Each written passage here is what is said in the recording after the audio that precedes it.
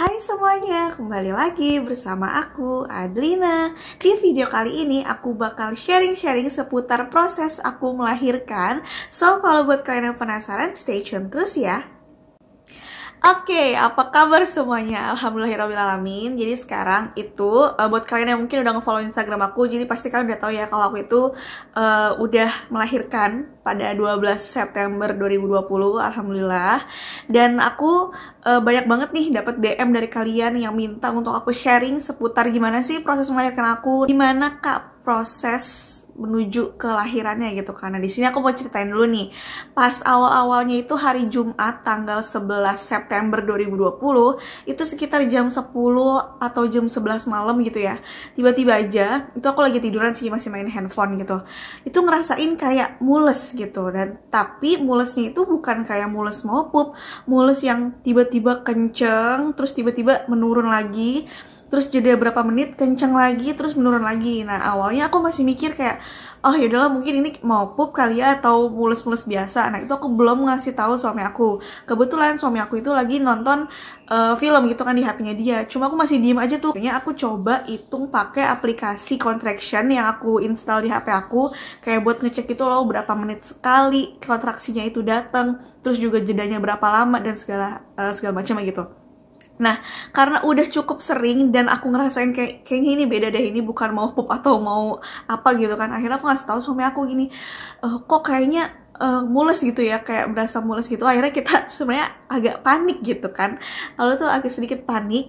Dan malam itu juga akhirnya ngehubungin orang tua aku. Kebetulan kan lokasi aku mau bersalin waktu itu, lokasi itu di bidan yang tempat aku kontrol biasa juga, itu dekat sama rumah orang tua aku. Akhirnya suami aku nelpon orang tua aku, terus mereka datang. Akhirnya kita tuh semalaman nginep dulu tuh di rumah orang tua aku. Nah tapi pas udah kayak jam 1 malam itu tuh bener-bener nggak ngerasain kontraksi lagi, kayak ya udah biasa aja, aku bisa tidur dengan nyenyak gitu kan, dengan nyaman. Akhirnya sampai pagi itu aku masih fine-fine aja gitu kan. Itu posisinya aku di rumah orang tua aku ya. Tapi pas zuhur gitu ya, sekitar ya jam 12-an lewat gitu, aku lagi tiduran gitu kan, madep kiri, lagi tiduran gitu, tiba-tiba kayak kedengeran suara plok kayak gitu dong. Itu bener-bener kayak, hah, suara apaan ya? Itu kedengeran dari dalam perut aku gitu. Akhirnya, oh ya udahlah, suara apaan kali, mungkin aku lapar atau apa segala macam. Nah terus akhirnya aku pengen ke toilet tuh. Nah pas ke toilet aku pengen buang air kecil, udah selesai, mau beres-beres gitu. Tiba-tiba kok kayak air mengucur gitu kan, mengucur terus gitu, tidak bisa ditahan. Itu bener-bener ngucur sendiri, nggak bisa ditahan. Dan aku feeling kayak, oh my god, ini jangan-jangan ketuban aku rembes gitu kan. Cuma aku masih kayak positive thinking aja dulu gitu. Tapi ternyata beneran itu terus-terusan keluar gitu loh. Akhirnya aku panggil ibu aku, Bu sini deh, kayaknya ketuban aku rembes ya gitu kan. Udah tuh, akhirnya kita prepare untuk menuju ke bidan saat itu juga. Aku udah pokoknya udah standby gitu di bidan, dicek pembukaan itu masih pembukaan 1, tapi masih pembukaan 1 yang kecil banget kata bidan aku gitu kan. Ya udah akhirnya disuruh standby aja di bidan, jadi udah nggak boleh pulang lagi, udah langsung bawa semua perlengkapan bersalin gitu kan, perlengkapan pakaian baby, terus juga perlengkapan aku gitu, persiapan lahiran. Terus kata bidannya ini ditunggu 4-6 jam untuk ngeliat gitu kan, ada nggak sih perubahan atau peningkatan pembukaannya gitu. Nah bagusnya kalau misalkan udah pembukaan 1 gitu kan, otomatis harus ada pembukaan naik terus-terus gitu kan. Nah itu sekitar kayak udah menjelang maghrib gitu ya, aku tuh udah mulai ngerasain kontraksi yang bener-bener rutin banget, kayak setiap 1 menit sekali. Itu rasanya Masya Allah banget. Pokoknya suami aku tuh nggak boleh berhenti ngusap-ngusapin punggung belakang aku ya, bagian pinggang itu nggak boleh berhenti. Itu sekitar jam 7-an gitu ya, jam 7-an kok tiba-tiba rasa mules yang berasa itu kayak aku rasanya pengen ngeden gitu loh. Nah terus akhirnya aku bilang sama bidan aku, Bu kok ini kayak udah rasa mau ngeden ya, kayak gitu. Akhirnya dicek lagi pembukaannya, ternyata udah pembukaan 9. Jadi kayak dari jam 2 sampai jam 9 tuh sebenarnya termasuk cepet ya untuk menuju ke pembukaan lengkap kayak gitu. Ya udah akhirnya pas udah dicek pembukaan 9 tapi sama bidannya belum boleh ngeden gitu. Jadi ditunggu dulu sebentar lagi ya gitu sampai pembukaan lengkap, pembukaan 10. Nah nggak lama dari situ, mungkin jeda cuma 5 menit, akhirnya bidan aku bilang ya udah boleh ngeden kalau misalkan ngerasain kontraksi. Jadi tuh aturannya adalah di saat aku ngerasain kontraksi, 1 kali kontraksi itu aku 3 kali ngeden dan napas yang harus panjang gitu kan, biar si babynya tuh ngedorongnya tuh kayak gitu. Jadi nggak yang cuma ngadet-ngadet kayak gitulah pokoknya. Awalnya suami aku itu masih berani untuk menemani 30 menit pertama gitu kan, masih berani nemenin, masih kayak ngasih semangat gitu segala macam. Cuma pas udah 30 menit itu nggak kunjung lahir gitu kan anaknya, dan suami aku tuh ngeliat muka aku tuh kayak udah merah banget, kayak nyaris kebiruan gitu, kayak orang udah kekurangan oksigen, dan dia kayak udah gak kuat gitu loh ngeliatnya dan gak tega banget. Akhirnya dia minta tukeran, dia keluar dari ruangan bersalin itu kayak udah gak kuat gitu. Yaudah daripada dilanjutin kan. Nah ternyata udah setengah jam ditungguin tuh aku belum bisa berhasil untuk melahirkan juga kayak gitu, karena tiba-tiba akhirnya mertua aku tuh datang pas 30 menit itu. Intinya kayak minta pertegas gitu sama bidannya, ini harus tunggu berapa lama lagi supaya ngelihat bisa lahiran normal kayak gitu kan. Karena ngeliat kondisi aku pun kayak udah super lemes banget, kayak udah orang kayak kehabisan napas gitu loh. Nah di sini aku mau cerita sama kalian, mungkin aku ya pas hamil itu udah sempet kok belajar dari YouTube kayak latihan pernapasan, cara ngeden yang baik tuh kayak gimana, terus juga ngikutin arahan dari bidannya gitu kan. Cuma antara teori dan praktek ternyata tuh tidak semudah yang aku bayangkan gitu kan. Meskipun aku udah latihan gitu kan, tapi pas prakteknya napas aku itu kayak pendek gitu loh. Jadi ngedennya tuh pendek kayak lepas kayak gitu. Yang seharusnya tuh sebenarnya kalau ngeden tuh harus yang ngeden 1 kali napas, terus harus ngeden itu yang panjang biar babynya tuh kedorongnya lebih mantep gitu. Tapi kalau misalkan aku napasnya tuh cenderung pendek dan gak kuat gitu. Akhirnya ya udah 30 menit ditungguin lagi, kayak udah nyaris sejam pokoknya itu bener-bener belum keluar gitu kan, belum lahir si babynya. Bidan pun udah ngeliat kondisi aku kayak udah lemes banget gitu. Terus juga ngeliat dari keluarga aku yang udah mulai agak panik, ada khawatirnya gitu kan. Akhirnya dipertegas sama bidannya, mau lanjut vakum atau pilih operasi sesar gitu kan.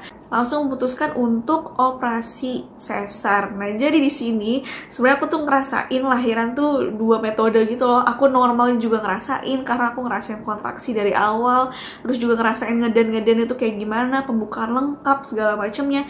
Tapi pada akhirnya qadarullah ya memang udah jalan terbaiknya aku harus sesar. Ya udah akhirnya dirujuklah dari bidan aku itu ke rekanan rumah sakit yang ada di Ciledug, diputuskan untuk operasi sesar. Kelahiran normal atau sesar, kalau untuk pada akhirnya sendiri itu aku operasi sesar, cuma aku ngerasain juga mencoba untuk lahiran normal, tapi pada akhirnya aku lahiran sesar, itu nggak masalah ya.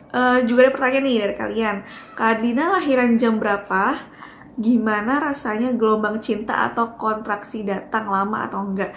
Jadi pada akhirnya sampai di rumah sakit itu, terus proses operasi gitu kan segala macam, aku kayak udah pasrah banget di ruangan operasi, kayak yaudah yang penting ini anak lahir, kayak udah nggak ngerasain sakit apapun gitu loh, karena yaudah yang penting anak itu lahir selamat sempurna gitu kan, mau caranya kayak gimana menurut aku tuh sama aja.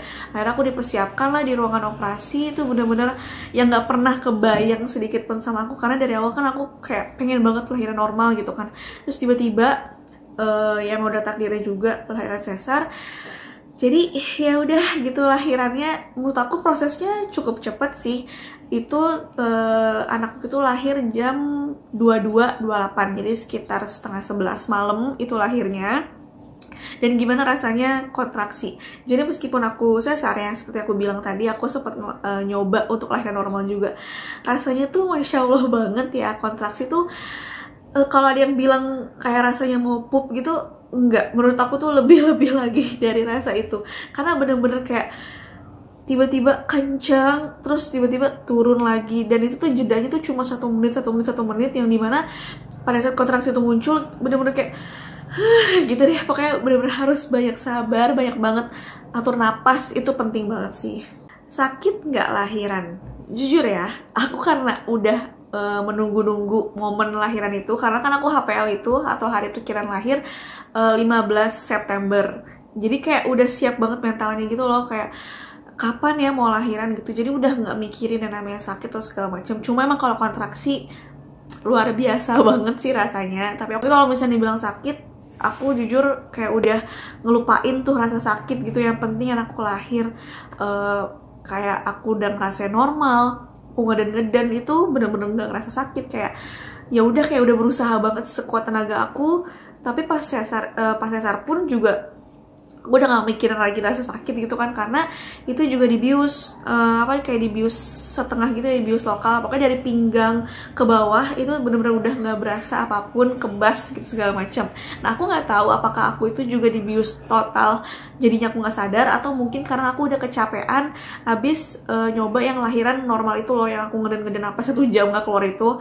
Jadi pas proses sesar itu, aku tuh bener-bener merem gitu loh, bener-bener kayak nggak ngerasain, nggak ngeliat itu lagi diapain apa segala macam. Dan tiba-tiba aja pas aku bangun, aku nanya sama perawatnya, udah mulai belum sih operasinya? Aku malah nanya kayak gitu, udah mulai belum sih? Terus kata perawatnya, udah selesai bu. Oh my god, jadi kayak tiba-tiba aja aku kebangun gitu kan, nanya udah mulai atau belum, ternyata itu proses udah selesai. Dan aku kayak masih teler-teler gitu, tapi secara samar-samar aku denger suara tangisan bayi nan jauh di sana gitu kan, karena bayinya itu langsung diobservasi lah pokoknya di luar gitu.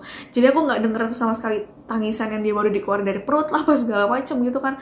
Dan aku juga denger samar-samar suami aku lagi ngazanin anak aku gitu. Jadi kayak karena gimana ya, masih teler juga tapi amazed juga. Jadi kayak ya Allah, udah lahiran anak aku kayak gimana ya bentuknya, itu bener-bener aku belum ngeliat sama sekali. Pas buah hati kakak udah lahir, gimana perasaan kakak dan suami kakak? Dan kalau misalnya pengalaman suami aku sendiri yang pas ngazanin, dia tuh bilang katanya dia terharu banget gitu kan, kayak hampir mau nangis, tapi nggak sampai nangis sih, dia kayak cuma berkaca-kaca pas ngazanin si anak aku itu. Dan akhirnya pas sudah selesai aku beres dari ruang operasi, kan aku dipindahin gitulah di ruang tertentu gitu. Aku nggak tahu itu ruangan apa, tapi bukan ruang perawatan ya, bukan yang kamar nginep gitu, belum, kayak masih ditaruh di ruangan tertentu gitu. Terus tiba-tiba suami aku datang tuh sambil kasih lihat foto anak kita gitu kan, kayak aku udah kayak terharu banget, kayak sambil teler sambil ngeliat fotonya. Masya Allah, bener kayak sehat sempurna, alhamdulillah. Pokoknya itu yang paling penting sih. Terus kayak aku nanya, sehat kan, sempurna kan, itu yang paling pertama buat aku tanya gitu ke suami aku. Dan alhamdulillah semuanya baik-baik aja. Jadi kalau misalkan ditanya perasaannya, ya alhamdulillah banget dong, alhamdulillah banget, masya Allah, tabarakallah. Bener-bener bahagia banget, bener-bener seneng banget. Ini kan bener-bener yang aku dan suami aku tunggu-tunggu kan. Mungkin buat kalian yang belum tahu, tahun lalu atau aku sempat keguguran gitu kan, dan itu bener-bener kayak yang sedih banget lah gitu kan. Dan pada saat aku ini lahir, itu bener-bener kayak masya Allah, ternyata Allah tuh bener-bener ngizinin aku untuk menjadi orang tua gitu kan, di waktu yang tepat dan waktu yang terbaik. Ini benar-benar waktu yang tepat banget, waktu yang terbaik banget menurut Allah. Jadi alhamdulillah aku ngerasain seneng banget. Terus juga banyak banget yang nanya, Kak Adlina, arti nama anaknya tuh apa gitu kan. Jadi anak aku itu alhamdulillah berjenis kelamin laki-laki, namanya adalah Muhammad Kashif Arayas. Nah buat kalian yang pengen tahu gitu kan artinya itu apa, Muhammad ya adanya apa ya, keinginan supaya anak kita bisa mengikuti Nabi Muhammad gitu kan, dengan sifat-sifatnya, dengan perilakunya kayak gitu. Nah kalau untuk Kashif sendiri, aku sambil baca ya, untuk Kashif sendiri itu artinya sebenarnya kayak pembuka, penemu, yang mencerahkan, yang menjelaskan. Ini arti tuh sebenarnya luas banget. Nah aku tuh ngertiin Kashif ini sebagai pembuka karena dia itu kan anak pertama gitu kan. Dan apa ya, bisa dibilang kita mengharapkan banget nih sebagai bisa menjadi pembuka rezeki, bisa menjadi pembuka kebahagiaan, membawa keberkahan, pokoknya segala macamnya, pokoknya hal yang baik-baik pastinya kayak gitu. Nah untuk Arayas sendiri itu sebenarnya dari 2 kata, yaitu aray dan juga rayas. Jadi aku gabung gitu loh, Arayas. Nah kalau aray itu dari bahasa Irlandia yang artinya tuh kayak berpendidikan, pemimpin, percaya diri, berwibawa, hal-hal yang kayak gitu. Kemudian kalau untuk Raya sendiri itu adalah pintar dan bijaksana, itu dari bahasa Islam gitu. Jadi panggilannya sendiri adalah Kasyif. Anaknya Kadrina lebih mirip kemana? Ke mamanya atau ke papanya nih? Jadi kalau misalkan dilihat gitu kan secara umum gitu kan, mukanya itu menurut aku lebih banyak mirip ke suami aku alias ke bapak kek gitu kan, lebih banyak ke papahnya, kayak dari hidungnya gitu kan, terus dari bibirnya itu kayaknya lebih ke si bapaknya gitu. Kalau aku dapat apanya, dapat hikmahnya aja pokoknya. Adlina setelah lahiran bakal tetap aktif di YouTube kah? Aktif atau enggaknya aku usahain tetap aktif di YouTube. Mungkin untuk berapa kali uploadnya itu yang aku masih butuh penyesuaian ya, nggak bisa sesering dulu gitu kan, tapi aku usahain tetap masih mau aktif di YouTube. Dan di video kali ini aku mau ngucapin khususnya terima kasih banyak buat RAC atau Relawan Ambulans Ciledug. Jadi pada saat dari bidan menuju ke rumah sakit itu aku dibantu pengawalannya oleh si RAC ini. Dan bener-bener aku salut banget sih sama mereka ini, karena dihubunginnya pun cepet, datang ke lokasinya pun cepet, dan pengawalannya tuh mereka ada beberapa orang gitu. Jadi aku sampai di rumah sakit tuh bener-bener kayak cepet banget kayak gitu. Dan ini juga merupakan layanan yang free atau gratis buat kalian mungkin yang butuh pengawalan dalam keadaan darurat dan bisa menghubungi Relawan Ambulans Ciledug ini. Jadi aku ngucapin terima kasih banyak.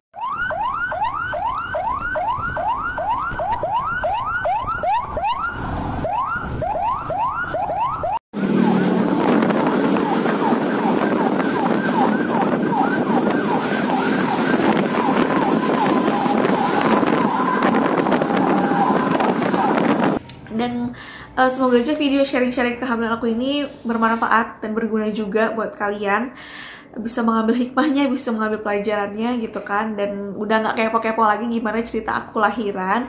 Dan semoga video kalian bermanfaat. Jangan lupa buat like this video, subscribe dan komen, dan share ke seluruh sosial media yang kalian punya. See you on my next video. Dadah!